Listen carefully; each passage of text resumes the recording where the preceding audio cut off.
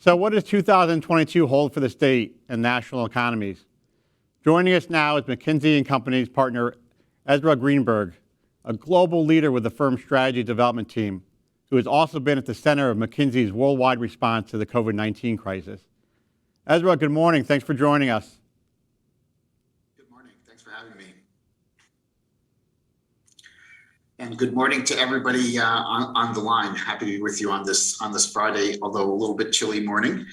I'm going to spend some time talking to you about both the national and some comparative Connecticut economic situation.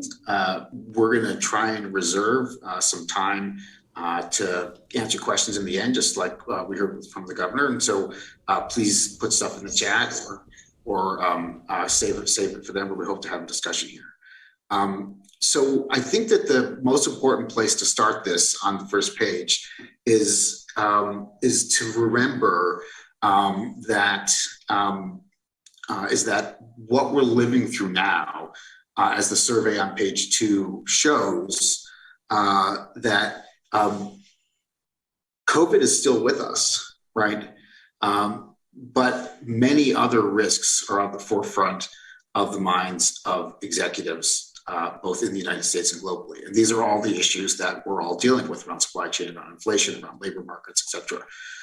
But sometimes what gets lost in the exchange here is that we're focused on Omicron, but we don't really think back and realize that what we're actually experiencing is still the ramifications of the initial shocks that we had from COVID. At the beginning of the crisis, I used to say that it was kind of the shock, the pandemic was like hitting a gong, right? And we wouldn't get back to normal until the gong stopped vibrating.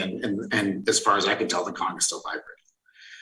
So there are going to be 4 things then I'm going to talk about today. I won't drag you through the executive summary on the next page, but let me just use that as a table of contents to let you know where we're going to go.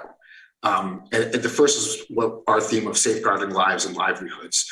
So that's the connection between the virus and the economy. The second is around supply chain and what's happening with congestion there. We'll talk about the labor markets and then, of course, inflation and the Fed. So let's get into it then. I always start on this bubble chart because it's worthwhile kind of remembering one thing.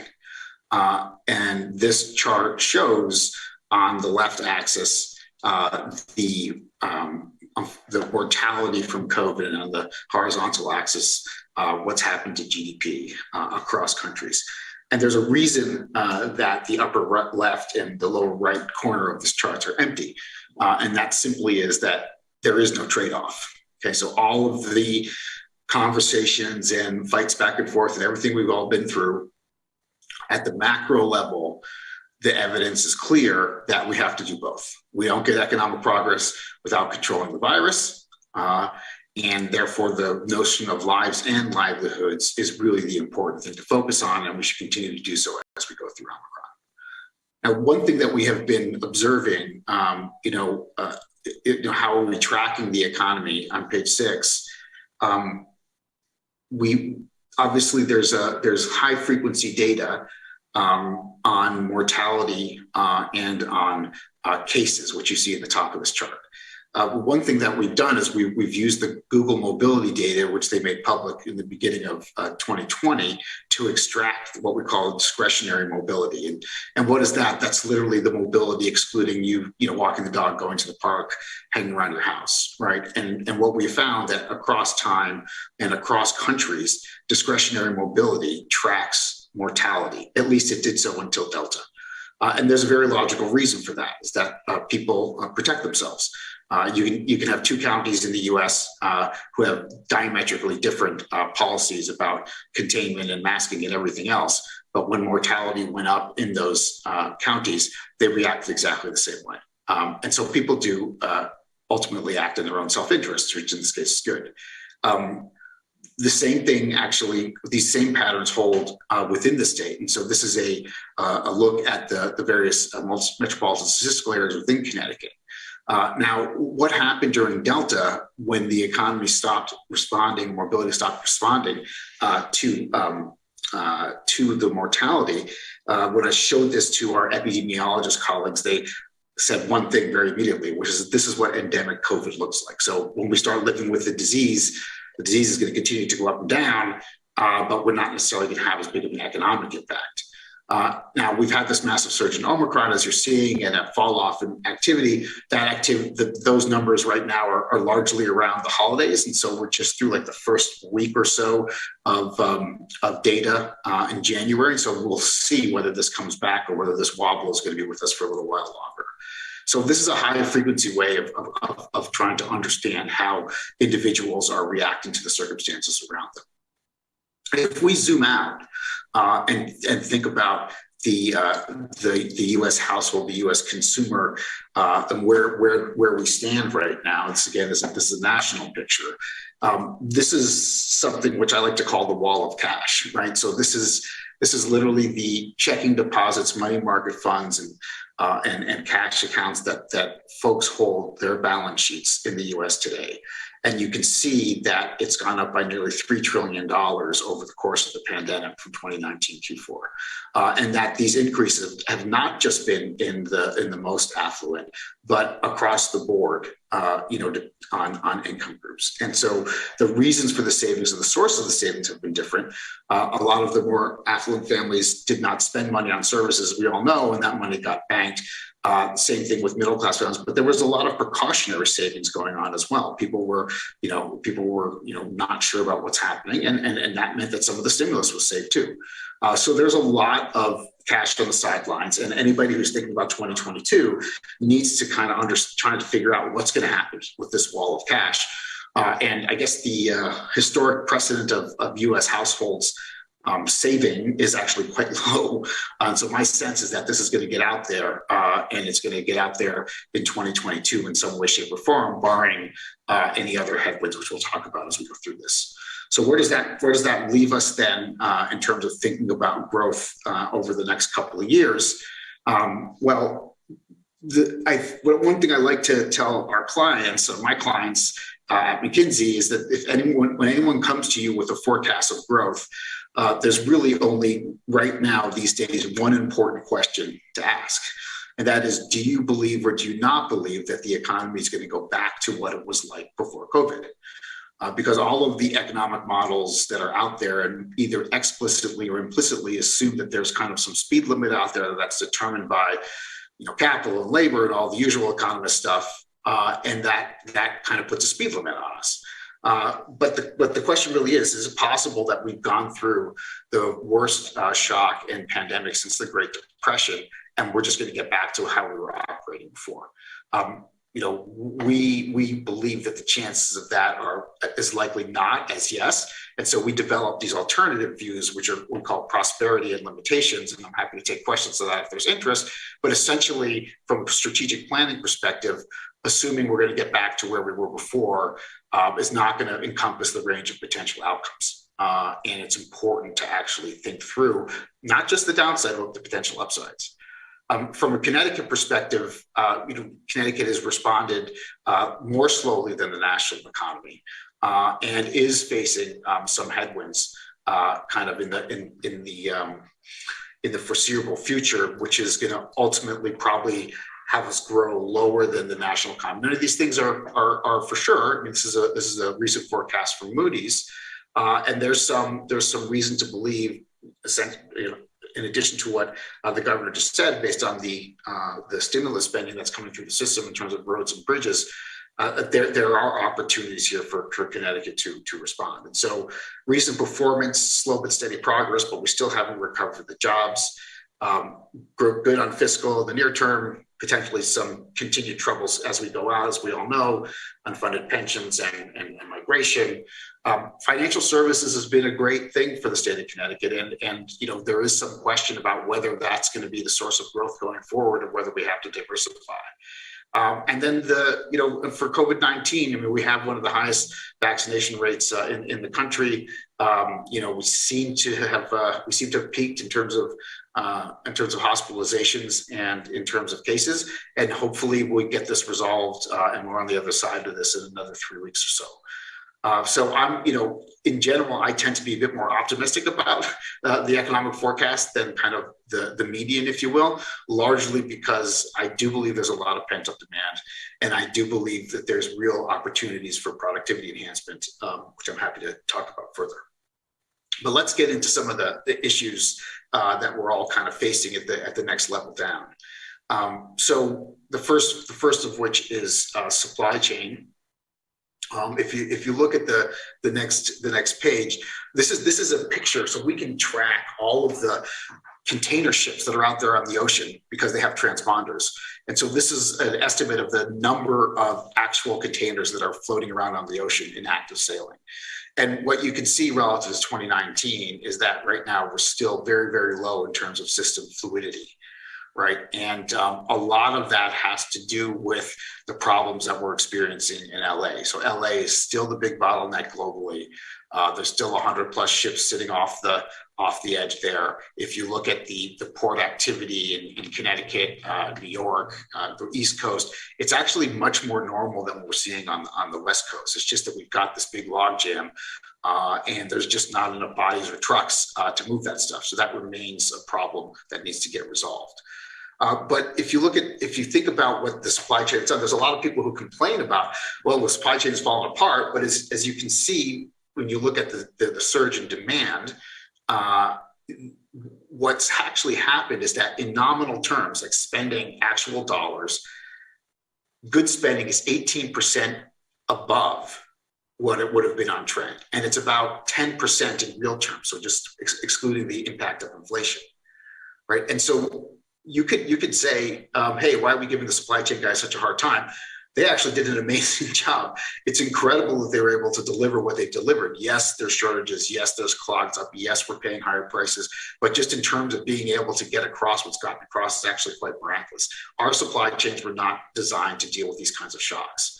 Historically, all of those who have spent time in supply chain and procurement land know that this has been a cost minimization game and a control of inventories game. And there's now lots of discussion about whether or not that's the right path going forward.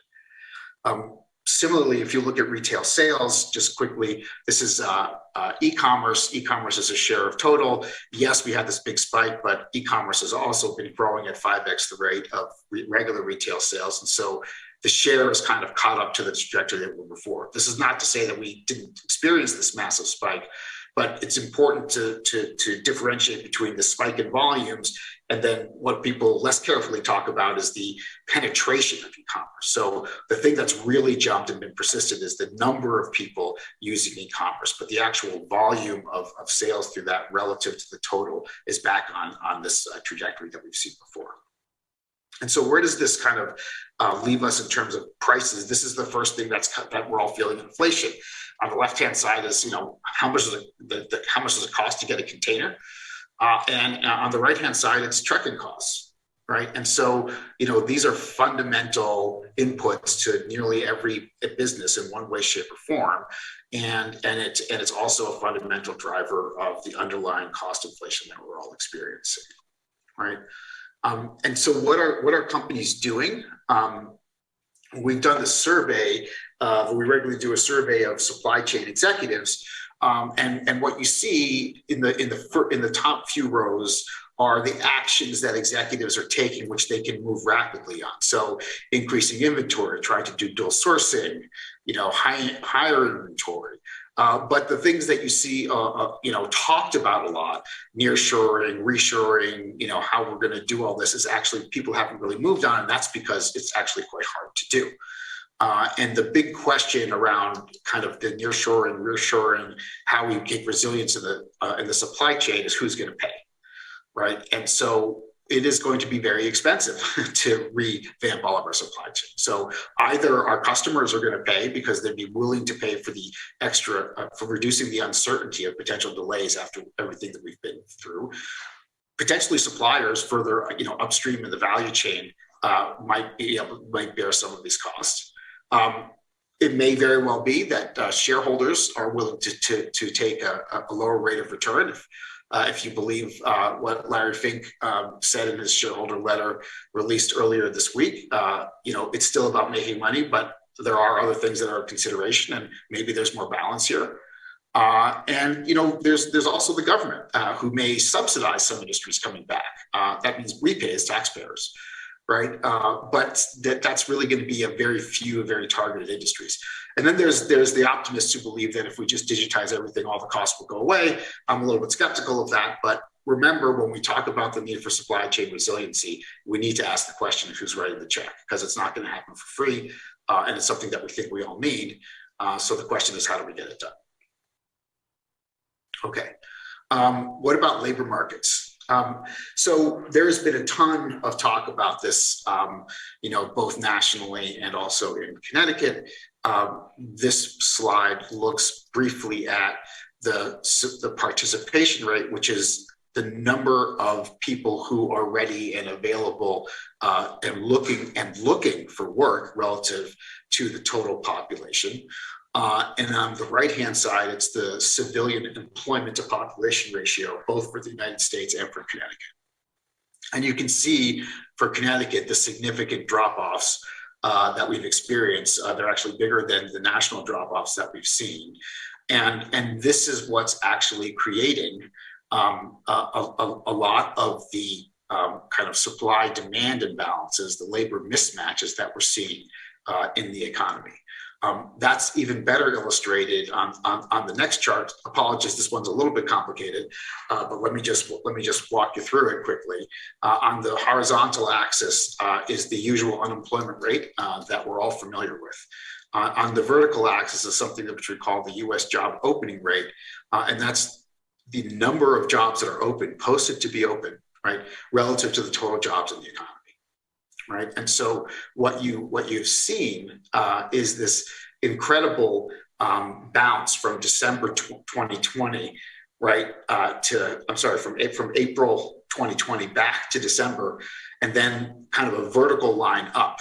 And what does that mean? It means that the job openings, relative to the jobs available, has skyrocketed, which is what we're all feeling. We're all posting jobs. We're having a difficult time filling them. That's what this chart says. And the question is that a new normal, or is this something which is temporary?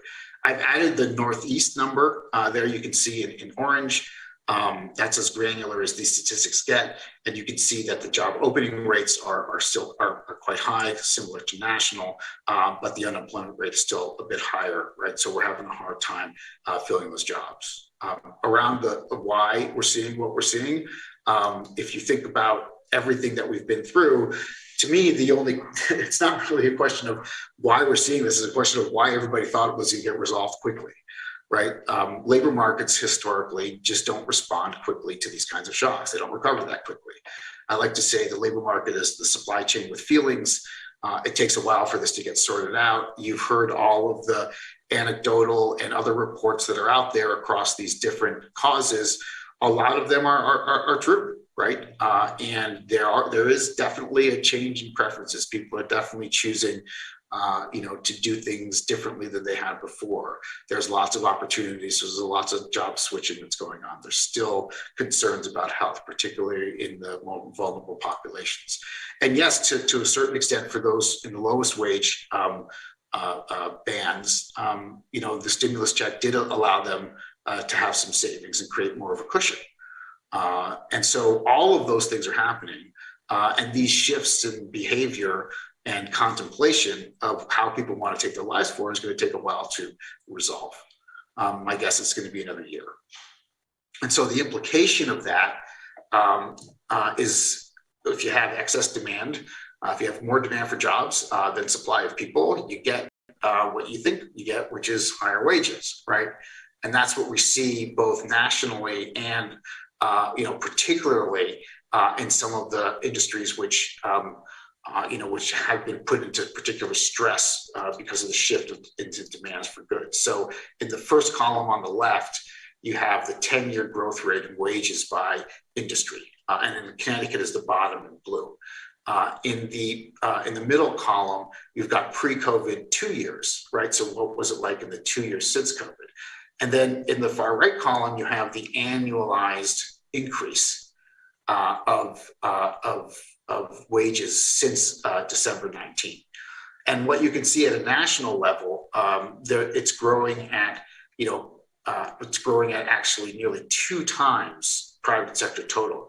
But Connecticut is really facing some headwinds, right? And this is kind of a sign of the fact that 7 out of the 10 jobs which were lost during the pandemic have not been restored yet. So the labor market in Connecticut, although there's a lot of job openings, that has not translated to the type of wage pressure that we've seen in other parts of the country.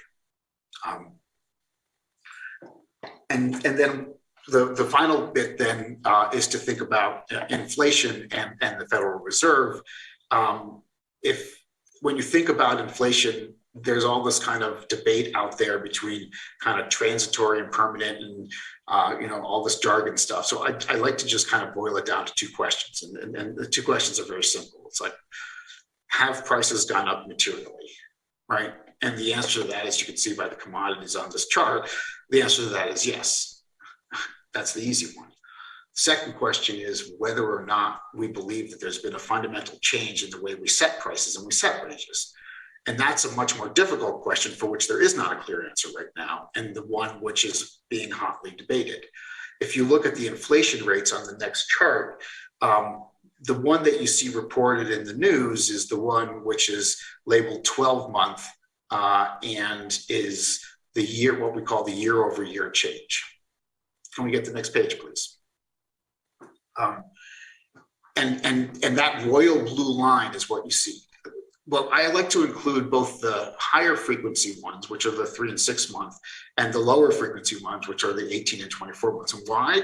Because it kind of gives you a sense of like, have we peaked? Have we not peaked? What's being built in on long term? And so I think a fair story to say here is that probably the rate of increase of inflation is largely behind us, or will be behind us soon. But we are going to be at a higher level of inflation for the next couple of years. And so in my view, we're talking 3 to 4, maybe a little bit more percent inflation in 2022, and hopefully something around 3 in 2023. So whether you believe that means it's permanent or transitory is in the eyes of the beholder. In Fed speak, that's transitory still, right? Because it's not permanently being built into the system. And so that's the other thing to keep in mind here. And let's go to the next page. One more, please. When people worry about all the talk of, is inflation getting out of control? Is there going to be hyperinflation? So just to be clear, the definition of hyperinflation is 50% per month. And we're talking about, at this point, the last reading was 7% year over year, right? So we're very far distance from anything that we would consider hyperinflation, right? And so the question really is whether or not, what's the answer to the second question? Do we believe there's been a fundamental change in the way prices are set? The top blue line on this chart is the expectations of inflation as built into the bond market, right? So this is what is priced in for people who are actually buying and selling bonds. And what this shows is that in this area I've labeled phase 2, there was an uptick in inflation expectations when we first started to get these kind of, it doesn't seem to be going away. And then when Chairman Powell of the Fed went to Capitol Hill and gave a speech 3 weeks ago to said, when basically pivoted to a, we're going to head restrictive, that kind of calmed down. So one way to read this chart, and the fact that it's like relatively flat and has been for some time, is that the Fed is actually still convincing the bond markets that inflation is under control. And if you look at the next page, there's quotes there from central banks, right? The first is the Bank of England, which has already raised rates. The second is the Federal Reserve, which is getting ready to do so. And the third is the European Central Bank. I'll focus on the Fed. I'm happy to talk about those other countries if there's questions. Listen, the Fed has been saying consistently for many, many months that if it gets uncomfortable with the expectations of inflation in particular, it's going to tighten policy, right? And I think that anybody who does not believe that what they've been saying in writing in a news conference over and over again, I don't think is really kind of paying attention, right? Because they will, and they are going to, and they have now shifted, right? We've been saying for some time that we're going to see rate increases sometime in Q2. It's probably going to be March, now Q1, and there's a debate on whether it's going to be 25 basis points or 50 basis points. Listen, I think that right now that the Fed has pivoted, and it's going to try to execute this exit scenario where it does a job of keeping the markets and inflation expectations in line by raising rates and winding down its bond positions in a way that creates confidence. But it needs to do so in a way that balances not putting too much, not taking the punch bowl away from the economy, if you get the old saying, right? And so this is a very tricky balance, and it's something that we're going to have to be watching quickly. And there's no guarantee that they'll get the balance right? They could end up having to overreact, they could underreact. And so this navigation of how the Fed is going to get us from this kind of higher levels of inflation to something that they're more comfortable with is the thing that needs to get watched in 2022. That's the real uncertainty. Listen, there's a lot of things that companies are doing. I won't go through in detail everything on this list. Let me say two things. One is that this is an all hands on deck enterprise, right? This is not something that procurement is going to solve. It's not something that commercial and pricing is going to solve. It's not something that supply chain is going to solve, and it's not something that operations is going to solve. Because of the level of the shock, companies that are successfully dealing with this right now are doing so by bringing all of those different verticals together and working a solution where everybody is chipping in. That is the first thing. The second thing is an empirical fact, and the empirical fact is that in the United States, wages never go down. Okay, when wages go up, they reset. And so what does that mean? Well, it means that if you're paying entry-level wages that are significantly higher than you had paid in the past, which many of my clients are, we have to realize, well, we're stuck with it, right? And so the question becomes, what do you do to maintain profitability? And the most logical answer to that question is productivity. And I don't mean productivity by cost. So productivity is value added minus the cost of your inputs, right? I mean it in terms of raising value added per employee. So, it is perfectly fine to pay higher wages if folks are actually contributing more to the top line. And a great example of this is, way back when Toyota first came to the US, and the then Big Four were struggling to figure out what on earth the Toyota production system was. It took 15 years for the Big Four to actually catch up with that. And they did so through massive increases in productivity. And a lot of that productivity was, new features and these things in the automobiles, but more than 60%, more than half, was process improvement. So the minute we mention productivity, everybody's mind immediately goes to automation and cost. I think you need to flip that view to it's automation to provide more leverage to the frontline workers so they can produce more, and process improvement, which is what management types like us need to do, right? It's about process improvement. It's really important. We can't lose sight of that. So that's the kind of what we're seeing from companies, what we're seeing in the economy. I'm happy to take any questions. Thanks, Ezra. That was fantastic. If you have questions for Ezra or any of our speakers, again, put them in the Q&A box at the bottom, and we'll feed them. Ezra, the first question goes back to one of your very early slides, something we get asked about a lot, and that was your early slides talked about how those countries that had addressed the pandemic the best had the best economic growth. Let's boil that down now to Connecticut, because this has been an interesting disconnect. Connecticut, a leader in the country in addressing the pandemic, vaccination rates are some of the highest. We thought the economy would follow shortly after, kind of the spring back coil effect. And it hasn't quite been that way when you look at certain things. While the state's near-term fiscal health is pretty good, GDP growth, job growth, all lagging not only the national average, but the Northeast. Why the reason for that disconnect between how we addressed the pandemic and the fact that our economy just hasn't really taken off the way we had expected?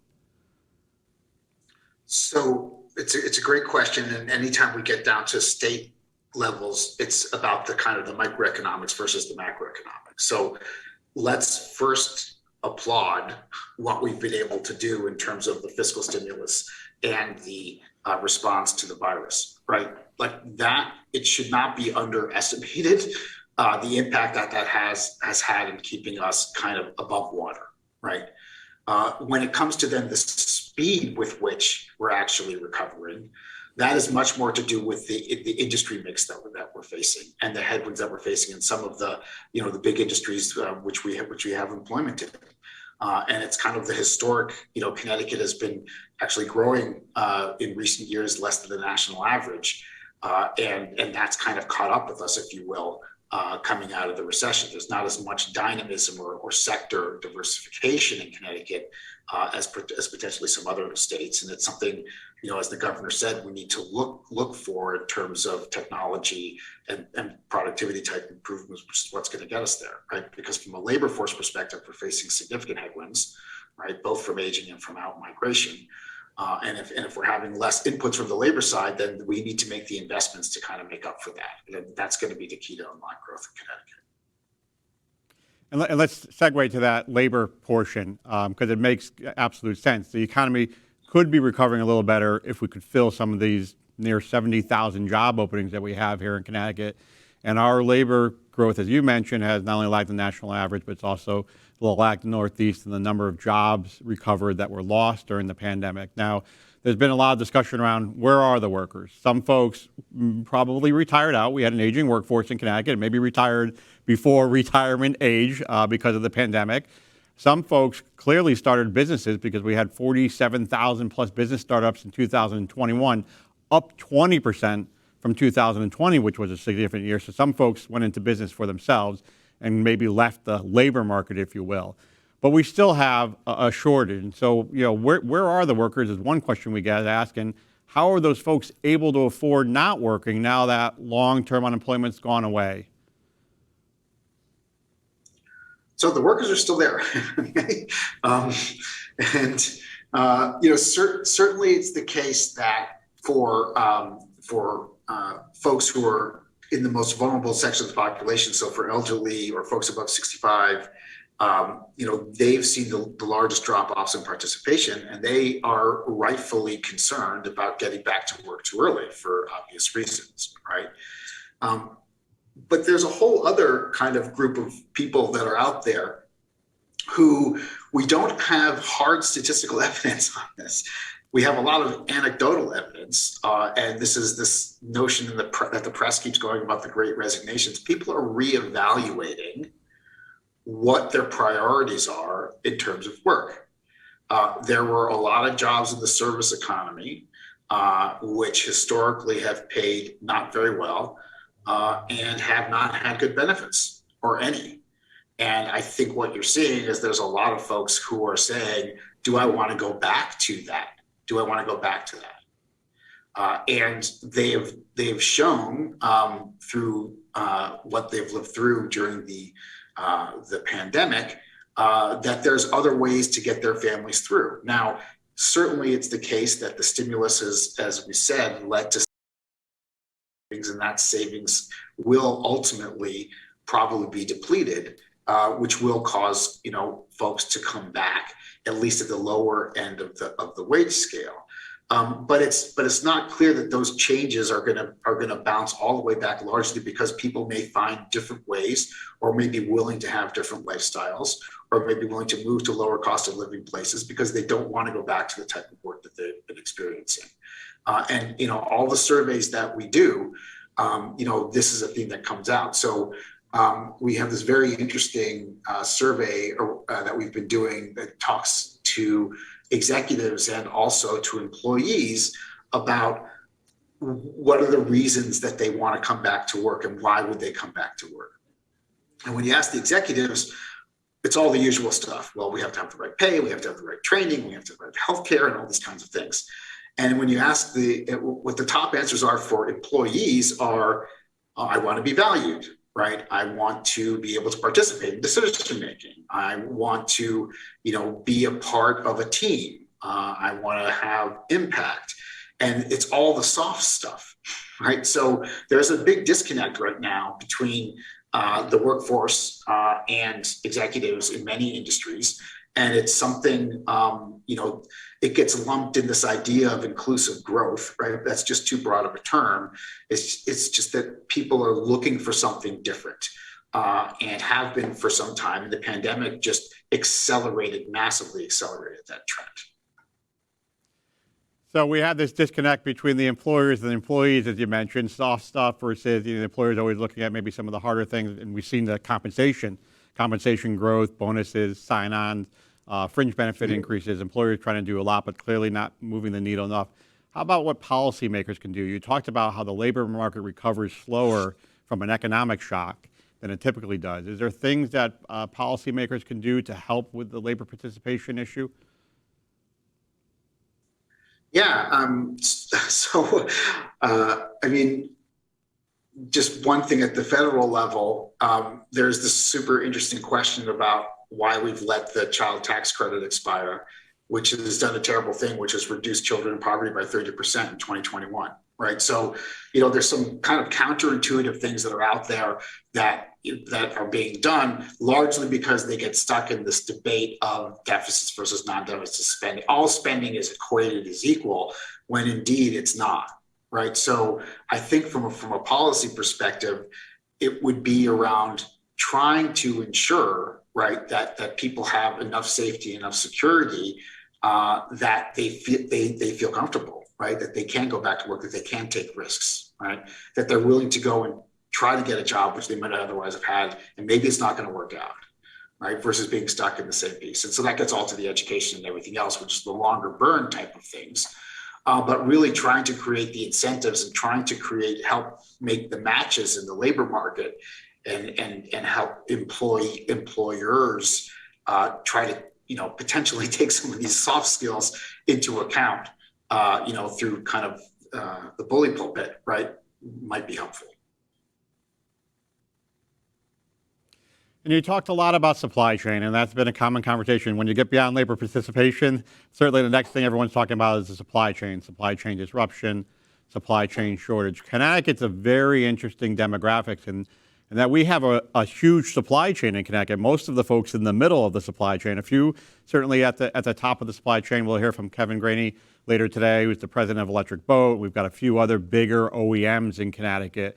But most of the Connecticut manufacturing population is in the supply chain, and obviously part of this disruption and really affected by the disruption of material shortages and labor shortages. Folks ask all the time, how long is that supply chain disruption going to last? I know you talked about the fact that we're actually producing more than before and have done a good job of that, but is this a 12-month issue or is this a 3 or 5 year issue? I just want to make sure that I emphasize that I understand what everyone's going through here. Like, this is not easy, right? And so I'm not trying to I wouldn't try to minimize this at all.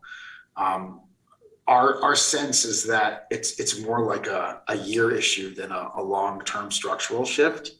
Supply chains, as I said before, have historically been designed with financial optimization in mind. And when you design with financial optimization, you minimize costs. And when you minimize costs, sometimes you create fragility, right? And that's what we've seen, right? So we've seen a lot of resilience based on trying to get this surge. But the thing which we need to look at, if you think about that goods versus services chart, is that we will rotate back from the goods consumption to the services consumption as the economy opens up. And that will take some pressure off the supply chains over time. And it will give folks the chance to recover, right? We are not going back to a goods-only economy. Services spending in the US is 2x goods spending, right? So I think that as we begin to open, we get through Omicron and God forbid any new variants, and the service economy can really get moving again, that's going to be the breather that we're going to need to move all the boxes out of the West Coast, right? Create some more room to get stuff in there, and make it happen. I mean, the other thing which has not been addressed, which we haven't been willing to address, for example, truck driving, right? That has historically been an industry which has been difficult to attract people into. I mean, it's hard work, but it's also underpaid, right? And we'll see if a private sector player figures out a formula to actually really attract workers and being able to move things on the highways while essentially paying significantly higher wages. Can they get the productivity and the contracts to do that? That would go a long way to help as well, right? We simply on the West Coast don't have any place to put anything, and we don't have enough trucks to move stuff, right? That's where we still are. Yeah, and what's been interesting about the logistics and warehousing side is Connecticut's seen a growth in that sector, kind of a lower cost state when you compare it to New York and Massachusetts from a property point of view. And folks just can't drive very far before they can throw a rock at a building that's going up to support, as you were just talking about, the moving of products and those e-commerce. You talked about the e-commerce growth in your presentation, not only wanting to deliver product in 2 days, but delivering the product the same day you order it. And Connecticut's seeing that growth. Do you see that as an industry sector that will continue to grow here in Connecticut as an opportunity for economic growth? Yes. I mean, we've looked at this with some of our colleagues in Stanford, during the crisis, and there's no question that Connecticut is well positioned to play a big role, just geographically, as you said, where we are, right? And that is a significantly growing sector. And it's also a sector that's causing problems for other sectors. So I have some airline clients who can't get their workers back, right? Because they've all rotated over to warehousing, who are paying very significant bonuses to come on, high wages, full benefits, very, very difficult to compete with, right? So it's a growing sector. It's something that we should move as rapidly as we can to try to embrace, because it does have the opportunity of paying good jobs and good wages, right? Yeah, absolutely. It's a great growing sector. Last question, Ezra. We got 1 minute here. We got a question about what industry sectors or subsectors do you see really leaning into automation? We've had many manufacturers lean into it. You talked about it in your slide deck. But are there one or two maybe that stand out to you that will, over the next year or two or three, will really, really heavily lean into automation? Well, I think we're all going to be leaning into automation because that's just the nature of where it's going. But if I think about where the biggest labor kind of shortages are, right, that's where I would see you're going to get the most automation. So let me give you the airport example. Right? We do a ton of stuff in our airports which are done automatically in Europe, right? So pulling, moving planes back and forth from the gate, for example. Right. And so those kinds of automation create leverage for the workforce and be able to increase productivity. I think you're seeing it. There's this real question about in the services industry. Are we going to move to a day where there's just not going to be that many waiters? Right. And maybe it's because they're not available to work, or maybe it's because of a cost reason. But, the day of, restaurants being, pick up your phone and put it in and you have food runners is probably upon us, right? I'm not sure we'll go back on a lot of those things, right? So I think both on the services and on the heavy industry side, you're gonna see that move. But I just want to come back and stress, it's not just about automation from a cost perspective, right? The people who are going to win are those who are going to figure out how to use automation to deliver higher value to their customers, right? And putting that mindset on does give you a different lens on how you should be implementing that. within the context of your industry. Ezra, thank you very much for making the time to join us this morning and for all of your insight into the forces impacting our economic recovery. This is going to be a very interesting year, to say the least. Agreed, and maybe we'll come back in a year's time and see how it's turned out. We'll see you then.